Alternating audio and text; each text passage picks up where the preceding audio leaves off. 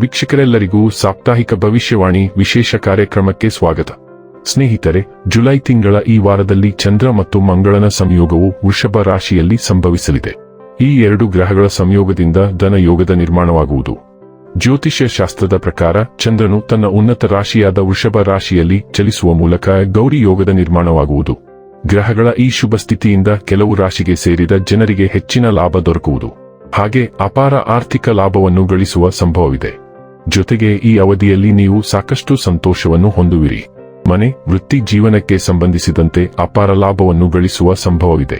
ಜೊತೆಗೆ ನಿಮ್ಮ ಆದಾಯವನ್ನು ಹೆಚ್ಚಿಸಲು ಹೊಸ ಮಾರ್ಗಗಳು ಗೋಚರಿಸುವುದು. ಜುಲೈ 7ರಿಂದ ಜುಲೈ 12ರವರೆಗಿನ ಕನ್ಯಾ ರಾಶಿಯವರ ಭವಿಷ್ಯವನ್ನು ತಿಳಿದುಕೊಳ್ಳೋಣ.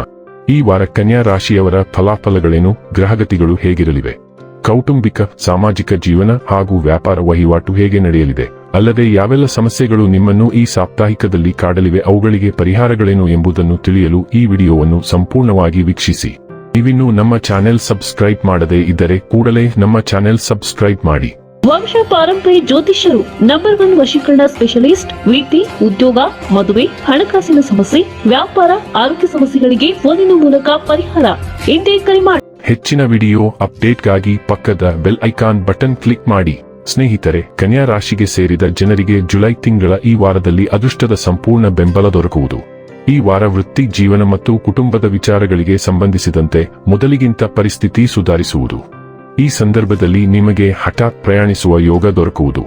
ಈ ಪ್ರಯಾಣದಿಂದ ಉತ್ತಮ ಲಾಭವನ್ನು ಗಳಿಸುವಿರಿ. ಈ ವಾರ ನಿಮಗೆ ಸುಖಮಯವಾದ ಕ್ಷಣಗಳನ್ನು ಕಳೆಯುವ ಅವಕಾಶ ಲಭಿಸುವುದು. ಸಂಪತ್ತಿನಿಂದ ಉತ್ತಮ ಲಾಭವನ್ನು ಗಳಿಸುವ ಸಾಧ್ಯತೆ ಇರುವುದು.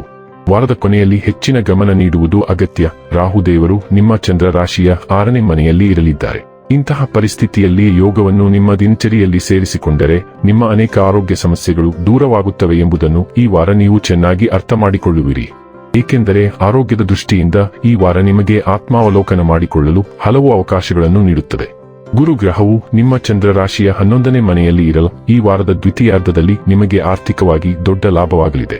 ಇದರಿಂದಾಗಿ ನೀವು ಹೊಸ ಮನೆ ಅಥವಾ ವಾಹನವನ್ನು ಖರೀದಿಸಲು ಯೋಜಿಸಬಹುದು.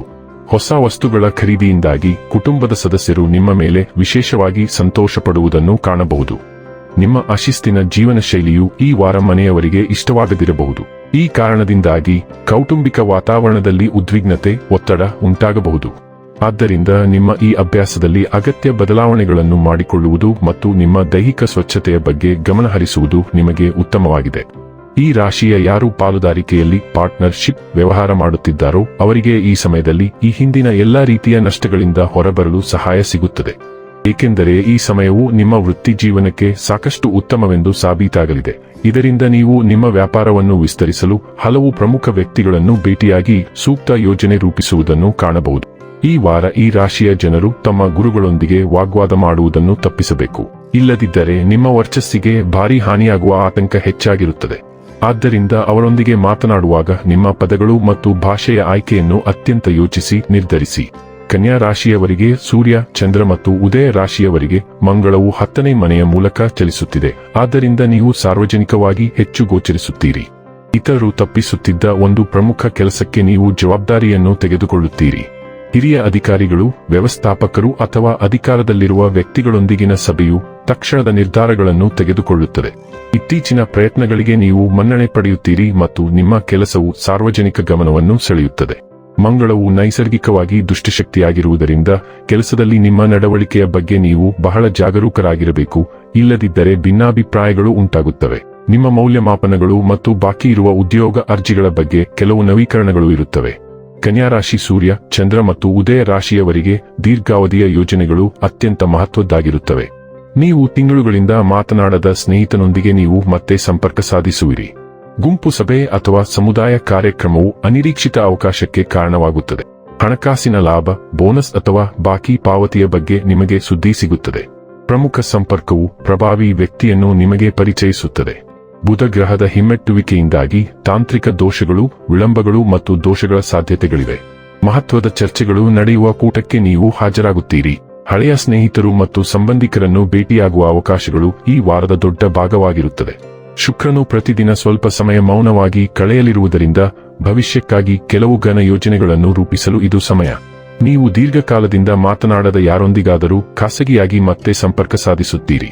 ಗೌಪ್ಯ ಸಂಭಾಷಣೆಯು ವೈಯಕ್ತಿಕ ಸಂಬಂಧದ ಬಗ್ಗೆ ನಿಮ್ಮ ತಿಳುವಳಿಕೆಯನ್ನು ಬದಲಾಯಿಸುತ್ತದೆ. ಪ್ರಯಾಣ, ಆರೋಗ್ಯ ರಕ್ಷಣೆ ಅಥವಾ ಮುಂದೂಡಲಾಗದ ಖಾಸಗಿ ವಿಷಯಕ್ಕೆ ನೀವು ಹಣವನ್ನು ಖರ್ಚು ಮಾಡುತ್ತೀರಿ. ವಿದೇಶ ಅಥವಾ ದೂರದ ಸ್ಥಳದೊಂದಿಗೆ ಸಂಬಂಧಿಸಿದ ಯೋಜನೆಗಳು ಸದ್ದಿಲ್ಲದೆ ಮುಂದುವರಿಯುತ್ತವೆ. ನೀವು ಸಾಮಾಜಿಕ ಬದ್ಧತೆಯನ್ನು ರದ್ದುಗೊಳಿಸುತ್ತೀರಿ ಮತ್ತು ಬದಲಿಗೆ ಏಕಾಂತತೆಯನ್ನು ಆರಿಸಿಕೊಳ್ಳುತ್ತೀರಿ. ಬಗೆಹರಿಯದ ಭಾವನಾತ್ಮಕ ಸಮಸ್ಯೆ ಅಂತಿಮವಾಗಿ ಮುಕ್ತಾಯವನ್ನು ತಲುಪುತ್ತದೆ. ವಾರಾಂತ್ಯದ ವೇಳೆಗೆ ನೀವು ಅನಿರೀಕ್ಷಿತ ಸುದ್ದಿಗಳನ್ನು ಸ್ವೀಕರಿಸುತ್ತೀರಿ. ಅದು ಖಾಸಗಿಯಾಗಿ ಉಳಿಯುತ್ತದೆ, ಆದರೆ ನಿಮ್ಮ ಭವಿಷ್ಯದ ನಿರ್ಧಾರಗಳ ಮೇಲೆ ಪ್ರಭಾವ ಬೀರುತ್ತದೆ. ಇನ್ನು ಕೊನೆಯದಾಗಿ ಮಾಡಿಕೊಳ್ಳಬೇಕಾದ ಉಪಾಯಗಳ ಕುರಿತು ನೋಡುವುದಾದರೆ, ಚಂದ್ರನನ್ನು ಬಲಪಡಿಸಲು ಶಿವಲಿಂಗದ ಮೇಲೆ ಹಾಲಿನ ಅಭಿಷೇಕ ಮಾಡಿ. ವೀಕ್ಷಕರೇ, ಇದಾಗಿತ್ತು ಕನ್ಯಾ ರಾಶಿಯ ಜಾತಕದವರ ಜುಲೈ 7 ರಿಂದ ಜುಲೈ 12 ರವರೆಗಿನ ಫಲದ ಮಾಹಿತಿ ಇಷ್ಟವಾದರೆ ವಿಡಿಯೋವನ್ನು ಲೈಕ್ ಮತ್ತು ಶೇರ್ ಮಾಡಿ. ಹಾಗೆ ಚಾನೆಲ್ ಸಬ್ಸ್ಕ್ರೈಬ್ ಮಾಡುವುದರ ಜೊತೆಗೆ ನಿರಂತರ ವಿಡಿಯೋ ಅಪ್ಡೇಟ್ಸ್ಗಳಿಗಾಗಿ ಪಕ್ಕದ ಬೆಲ್ ಐಕಾನ್ ಕ್ಲಿಕ್ ಮಾಡಿ.